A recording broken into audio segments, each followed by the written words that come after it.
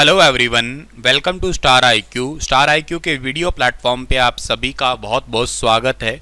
आज है 3 अगस्त और 3 अगस्त 2022 के हरियाणा करंट अफेयर इस वीडियो में हम पढ़ने वाले हैं। अगर आपने अभी तक स्टार आईक्यू यूट्यूब चैनल को सब्सक्राइब नहीं किया है तो कर लीजिएगा, अपने दोस्तों को भी शेयर कीजिएगा इस पर्टिकुलर यूट्यूब चैनल को। दोस्तों, कल आपसे एक सवाल पूछा था, उसका सही जवाब क्या रहेगा? हनुक नामक प्रकाश का महोत्सव कौन से धर्म से संबंधित है? तो हनुक नाम का एक महोत्सव जो है ना, ये यहूदी धर्म से संबंधित है। ऑप्शन नंबर सी जो है सवाल का ठीक है। दूसरी शताब्दी ईस्वी पूर्व से जो है वो सेल्यूसिड साम्राज्य के खिलाफ मैकबीन रिवॉल्ट के समय यरूशलेम में पवित्र मंदिर, यानी कि यूं कहिएगा दूसरा मंदिर है, और इसका पुनर्निर्माण यानी कि दोबारा से इसको रिकंस्ट्रक्ट किया गया था। अच्छा, यहूदियों की याद में ही यह मंदिर बनाया गया था। 8 दिवसीय यहूदी एक प्रकार का ये त्यौहार है।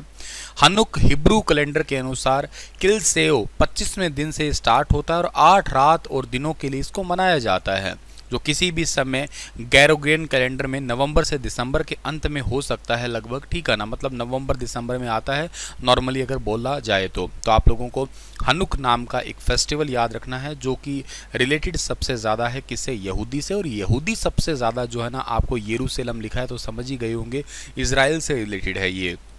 आज का पहला क्वेश्चन क्या रहने वाला है कि लोकसभा की तर्ज पर राष्ट्रगान के साथ होगी हरियाणा विधानसभा सेशन की शुरुआत और समापन पर गूंजेगा वंदे मातरम।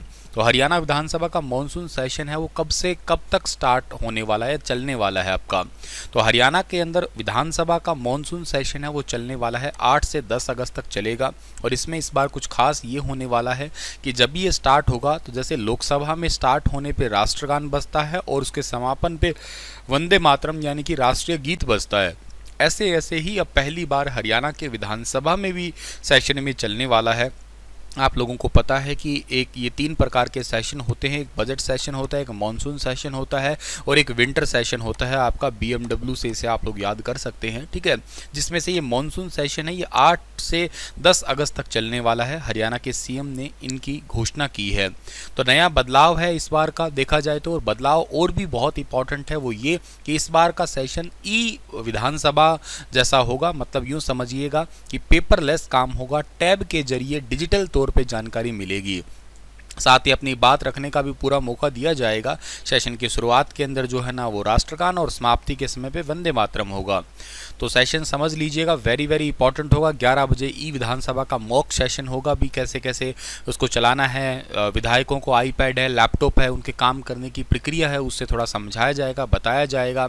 हर एक विधायक को जो है ना एक कोड दिया जाएगा स्पेशली, जिससे वह अपनी विधानसभा की कार्रवाई को मोबाइल लैपटॉप टैब पर जो है ना कहीं पे भी देख सकते हैं। इंग्लिश हिंदी दोनों लैंग्वेजेस का जो है ना इसके अंदर एक प्रकार से ऑप्शन रहने वाला है। मॉक सेशन के दौरान विधायक जो है ना उन सबको बताया जाएगा कि कैसा प्रश्न काल होगा, कैसे ध्यानाकर्षण प्रस्ताव लाया जाएगा, किस तरीके से जो है ना डिजिटल और मैनुअल दोनों ही विकल्प रखे जाएंगे। और ये धीरे धीरे ये प्रक्रिया ये पेपरलेस की ओर जा रही है। एक क्लिक से सारी ही जानकारी जो है ना वो ली जा सकेगी बेसिकली, ठीक है ना। 1966 से लेके 2000 तक का रिकॉर्ड जो है ना वो डिजिटल हो चुका है। बचा हुआ जो रिकॉर्ड है ना वो आने वाले 8 से 10 महीने में डिजिटल हो जाएगा। मतलब यूँ समझिएगा कि सारा डेटा डिजिटल हो जाएगा। विधायकों को एक क्लिक करते ही सारी जानकारी मिल जाएगी। अब वो कागज़ पन्ने पलटने की, फाइलें ढेरों सारी रखने की बिल्कुल ज़रूरत नहीं है। जब से हरियाणा बना था तब से लेके अब तक का सारा डेटा डिजिटल होगा। सारा डेटा डिजिटल कर भी दिया गया है 2000 तक का, तो उनमें से थोड़ा सा बचा हुआ बाकी का है, ये 20 सालों का, ये भी हो ही जाएगा। अच्छा, अगर मैं बात करता हूँ राष्ट्रगान की, तो इससे रिलेटेड कुछ इंपॉर्टेंट बात आपको शेयर करता हूँ। जैसे रविंद्रनाथ टैगोर है, इन्होंने इस जन गण मन यानी कि राष्ट्रगान को बनाया था। राष्ट्रगान के रूप में भारत ने इसको स्वीकार किया था। 24 जनवरी 1950 को संविधान सभा द्वारा इसको अंगीकृत किया गया था। इसका टाइम कितना लगता है? 52 सेकंड का। लेकिन अगर कोई आपसे पूछे कि इसका जो शॉर्ट वर्जन है वो कितने टाइम का है, वो 20 सेकंड का है। बहुत सारे ऐसे इवेंट होते हैं जहाँ पे इसको जो है ना ब्रीफ में गाया जाता है, तब इसका 20 सेकंड टाइम लगता है और कंप्लीट ये 52 सेकंड का होता है। अच्छा, रविंद्रनाथ टैगोर ने इस गीत की रचना 1911 में की थी और इस गीत को सबसे पहली बार 1911 में भारतीय राष्ट्रीय कांग्रेस का जो कलकत्ता अधिवेशन हुआ था ना, वहाँ पे इसको गाया गया था। ये काफ़ी ज़्यादा इंपॉर्टेंट है, ज़रूर याद रखना है आपको कि पहली बार इस राष्ट्रगान को गाया कब गया था, तो 1911 कलकत्ता अधिवेशन में। जनवरी 1912 में तत्वबोधिनी नामक मैगजीन है, उसमें भारत भाग्य विधाता शीर्षक से सर्वप्रथम वो प्रकाशित हुई थी। आपको याद होगा, इसी की एक लाइन है ये। 1919 में रविंद्रनाथ टैगोर ने इस गीत का अंग्रेजी अनुवाद किया था, the morning song of India उसका टाइटल रखा था। और एक एग्जाम में पूछा गया था कि नेशनल एंथम में टोटल कितनी लाइन्स है, तो आपका आंसर रहेगा टोटल 13 लाइन है। मैंने तो जिक्र यहाँ पे नेशनल सॉन्ग यानी कि राष्ट्रीय गीत का भी किया ही है। तो बंकिम चंद्र चटर्जी जो है ना, उन्होंने वंदे मातरम नाम का एक राष्ट्र गीत है ना, इसको 24 जनवरी 1950 को भारत सरकार ने अपनाया था और बंकिम चंद्र चटर्जी द्वारा रचित है ये वंदे मातरम, हमारा भारत का राष्ट्रीय गीत। बंकिम चंद्र चटर्जी के उपन्यास जिसका नाम है आनंद मठ, वहाँ से इसको लिया गया है। इस गीत की रचना हुई है 1874 के अंदर, और 1896 में भारतीय राष्ट्रीय कांग्रेस का अधिवेशन जो हुआ था ना, उसमें इसको गाया गया था। इसको गाने में जो टाइम लगता है वो 1 मिनट और 5 सेकंड का लगता है, और इसका जो इंग्लिश वर्जन था ना, उसका या यूँ कहिएगा इंग्लिश में इसको ट्रांसलेट किया था श्री अरविंदो घोष ने किया था। थोड़े दिन पहले एक पेपर में क्वेश्चन पूछा गया था, वो सेम क्वेश्चन आपको पढ़ा रहा हूँ कि आकाशवाणी और दूरदर्शन के दैनिक कार्यक्रम की शुरुआत किससे होती है। तो इसका सही आंसर रहेगा राष्ट्रगीत से शुरुआत होती है ये। एक्चुअली जो कन्फ्यूज़न रहता है ना, वो ये रहता है कि या तो इन दोनों में से राष्ट्रगान या राष्ट्रगीत। राष्ट्रगीत इसका सही आंसर रहेगा, ठीक है। चलिए अगला क्वेश्चन पढ़ाता हूं कि हरियाणा इंटरनेशनल फिल्म फेस्टिवल में सर्वश्रेष्ठ अभिनेत्री का खिताब किसे मिला है। तो सर्वश्रेष्ठ अभिनेत्री का खिताब किसे मिला है, ऑप्शन है आपके पास में प्रीति चौहटन, रचना लाखलान, प्रिया असीजा या इनमें से कोई नहीं। तो इसका सही आंसर रहेगा क्या, प्रिया असीजा, यानी कि ऑप्शन नंबर सी ठीक रहेगा। ये आपको फोटो में दिखाई दे रही होंगी, यही है प्रिया असीजा। हरियाणा के भिवानी जिले की रहने वाली है। 2019 में एक रिलीज हुई थी इनकी शॉर्ट मूवी जिसका नाम है सेविंग सीता, उसमें प्रिया असीजा ने एक बहुत इंपॉर्टेंट रोल अदा किया, और उसी के चलते हुए इनको जो है ना हरियाणा की बेस्ट अभिनेत्री या सर्वश्रेष्ठ अभिनेत्री का खिताब मिला है हरियाणा इंटरनेशनल फिल्म फेस्टिवल में, जो भी रिसेंटली कुरुक्षेत्र में हुआ था। तो मिसेस हरियाणा 2018 का ताज भी अपने नाम ऑलरेडी कर चुकी है। भिवानी की ये बेटी है, याद रखिएगा। इनकी मूवी का नाम आप लोगों को मैंने बता ही दिया, शॉर्ट फिल्म है, ठीक है ना, सेविंग सीता, ठीक है ना, ये गलत लिखा हुआ है, सेविंग सीता के लिए जो है ना दिया गया है। 2019 में मूवी रिलीज हुई थी। इसमें एक्चुअली बस यही कुछ बताया गया है कि कैसे कलयुगी रावण है आजकल की महिलाओं को जो है ना प्रताड़ित कर रहा है, उसी चीज़ को जो है ना बहुत बेहतर ढंग से दिखाया है। नारी शक्ति अकेली होने के बावजूद खुद को कमज़ोर ना समझे, कुछ कर गुजरने की प्रेरणा उनको देने के लिए ये वाली मूवी है वो स्पेशली बनाई गई है। हरियाणा के मुख्यमंत्री ने जो है ना नई दिल्ली में नीति आयोग के प्रतिनिधियों के साथ में बैठक की है। उसमें कितने विषयों पर गहन विचार विमर्श हुआ है। तो अभी रिसेंटली हरियाणा भवन न्यू दिल्ली के अंदर नीति आयोग के प्रतिनिधियों के साथ में बैठक हुई है। उसमें टोटल 8 मुद्दों पे जो है ना गहन विचार विमर्श हुआ है। ये 8 मुद्दे हैं कौन कौन से। पहला तो है फसल विविधीकरण सहित प्राकृतिक खेती को बढ़ावा मिले। हरियाणा के अंदर जो है ना मल्टीपल टाइप की फसल, जैसे एक एग्जाम्पल क्या है सर मल्टीपल का, जैसे एग्जाम्पल से भाई ऐसा है कि लोग एक ही चावल ना लगाए, चावल की बजाय दूसरी फसलों पे भी फोकस करें, ठीक है ना, चाहे दलहन हो चाहे वो तिलहन हो, कई प्रकार की फसलों पे जो है ना वो फोकस करे। इसके अलावा जो है ना पशुपालन, मछली पालन, बागवानी के जरिए किसानों की आमदनी को दुगना करना, लोगों को एनिमल ब्रीडिंग है या फिशरीज डिपार्टमेंट है या हॉर्टिकल्चर है, इससे रिलेटेड अनुदान भी दिया जाता है और इससे रिलेटेड एक अलग सी पॉलिसी बनाई जाए।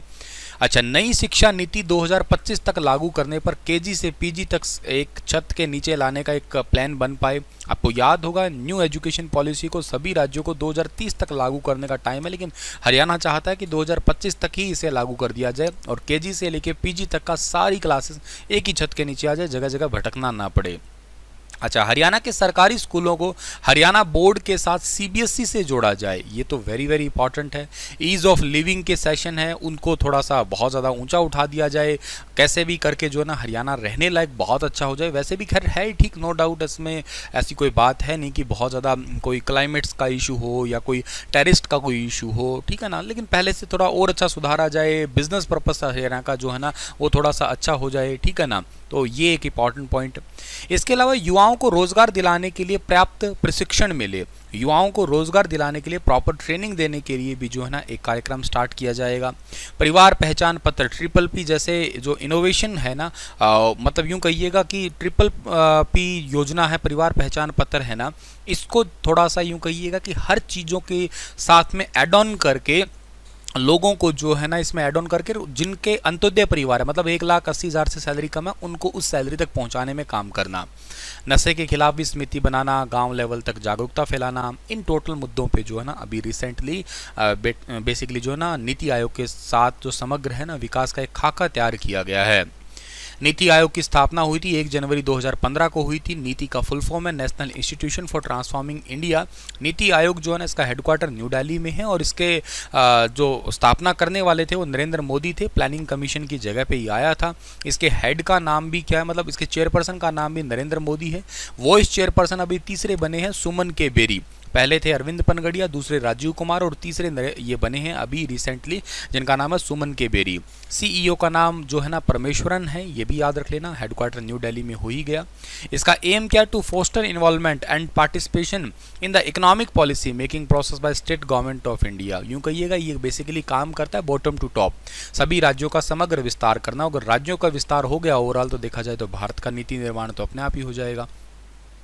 केंद्र सरकार ने अग्रोहा धाम को रेलवे लाइन से जोड़ने के लिए कितने करोड़ रुपए का बजट पास किया है? तो केंद्र सरकार ने अग्रोहा धाम को रेलवे लाइन से जोड़ने के लिए टोटल 1200 करोड़ का जो बजट है ना वो पास किया है। हिसार अग्रोहा फतेहाबाद सिरसा रेलवे लाइन जो है ना उसको सैद्धांतिक मंजूरी मिल गई है। अभी आप लोगों को पता होगा कि आदमपुर होके जो है ना वो सिरसा के लिए ट्रेन जाती है, लेकिन हिसार अग्रोहा फतेहाबाद यहाँ कोई रेलवे लाइन नहीं है, इसलिए हिसार अग्रोहा और फतेहाबाद सिरसा ऐसे सिरसा से हिसार को कनेक्ट किया जाएगा, जिसमें सबसे ज़्यादा बेनिफिट मिलेगा अग्रोहा और फतेहाबाद डिस्ट्रिक्ट को बेनिफिट मिलेगा। हिसार से लगभग जो है ना 25 किलोमीटर दूर है अग्रोहा धाम है और इसको जो है ना कनेक्ट करने के लिए अभी रिसेंटली ये एक प्रोजेक्ट आया है।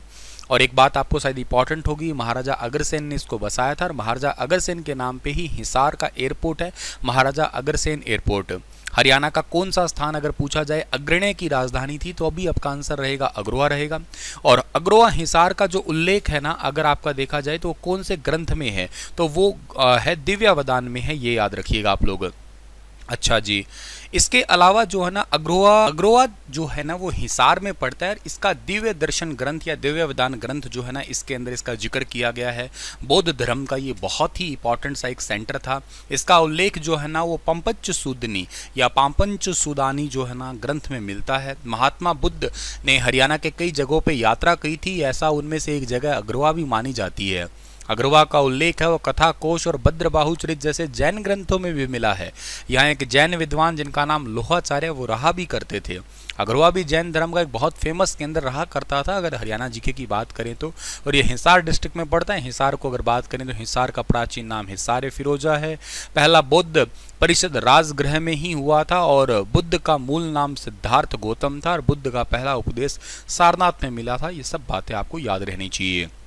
अगला क्वेश्चन है कि हरियाणा के किस यूनिवर्सिटी में विश्वविद्यालय में यूनिवर्सिटी डेटा सेंटर स्थापित किया जाएगा? तो यूनिवर्सिटी डेटा सेंटर स्थापित किया जाएगा कौन सी यूनिवर्सिटी में? चौधरी देवीलाल विश्वविद्यालय सिरसा के अंदर। ऑप्शन नंबर बी जो है इस सवाल का बिल्कुल ठीक रहेगा। यह यूनिवर्सिटी सिरसा में पड़ती है जिसकी स्थापना 2 अप्रैल 2003 को हुई थी और इसका आदर्श वाक्य जो है ना वो संस्कृत में है, श्रद्धावान लभते ज्ञानम। और ये इसके कुलाधिपति मतलब इसके चांसलर है बंडारू दत्तात्रेय और कुलपति यानी कि वाइस चांसलर है प्रोफेसर अजमेर सिंह मलिक। है कहाँ पे? सिरसा हरियाणा के अंदर पड़ती है।